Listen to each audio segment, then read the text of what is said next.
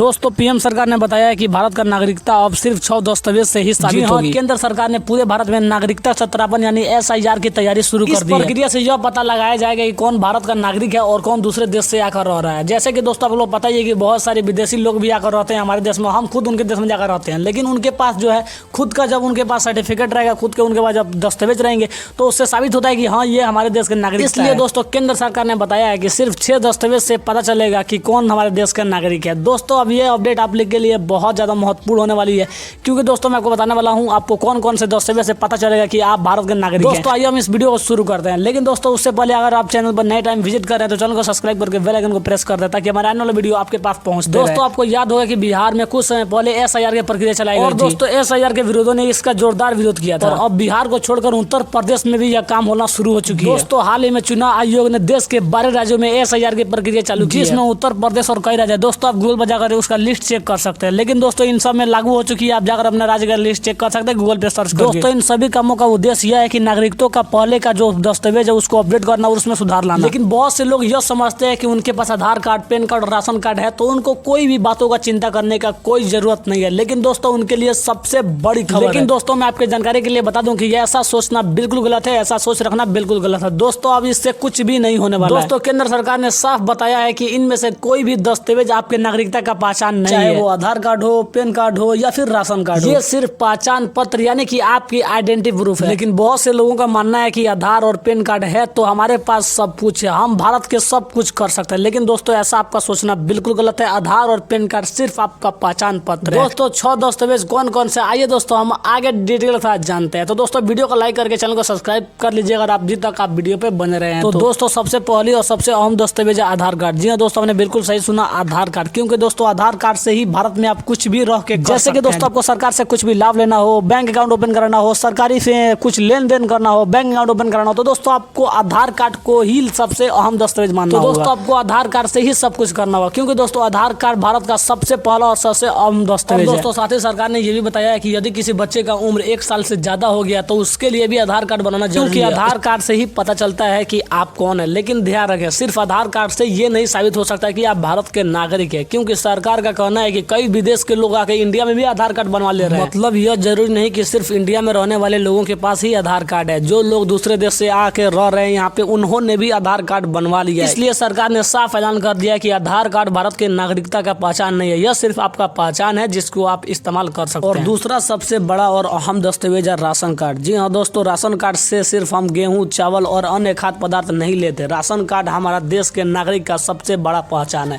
क्योंकि ration card में लिखा रहता है हम किस राज्य, किस जिले, किस गाँव, किस घर के हैं और हमारे घर में कितने सदस्य, उसमें सब साफ साफ लिखा रहता है। अब तीसरा सबसे बड़ा दस्तावेज है पैन कार्ड। जी हाँ दोस्तों पैन कार्ड को सिर्फ लोग इनकम टैक्स भरने के काम में समझते हैं, लेकिन दोस्तों पैन कार्ड डायरेक्टली आयकर विभाग से जुड़ा रहता है। यदि आप इंडिया में रहते हैं और आप कोई बैंकिंग लेन देन किए हैं तो आपके पास पैन कार्ड तो होगा। पैन कार्ड सिर्फ आपका लेन देन करने के लिए डायरेक्टली सरकार के पास आपका रिकॉर्ड बनाया रहता है आप क्या क्या पैन कार्ड की मदद से किए हैं। और साथ ही अगला सबसे बड़ा दस्तावेज है पासपोर्ट। जी हाँ दोस्तों पासपोर्ट को बहुत लोग समझते हैं कि पासपोर्ट तो वो यूज करते हैं जो एक देश से दूसरे देश जाते हैं, मतलब हमारे देश से दूसरे देश जाते हैं, लेकिन ऐसा कुछ भी नहीं है। पासपोर्ट भी भारत की नागरिकता साबित करने में सबसे बड़ा दस्तावेज है। भले ही आप कहीं विदेश ना गए हो, लेकिन पासपोर्ट आपकी नागरिकता साबित करने में बहुत ज्यादा मदद कर सकता है। और साथ ही कुछ ऐसे छोटे बड़े दस्तावेज है जो ये भी बहुत मदद करते हैं आपको नागरिकता साबित करने के लिए। सबसे पहला है जमीन के कागज, दूसरा है वोटर ID। जैसे वोटर ID को लोग समझते हैं सिर्फ वोट देने के लिए, तो आप इंडिया के हैं तभी ना आप वोट देते हैं।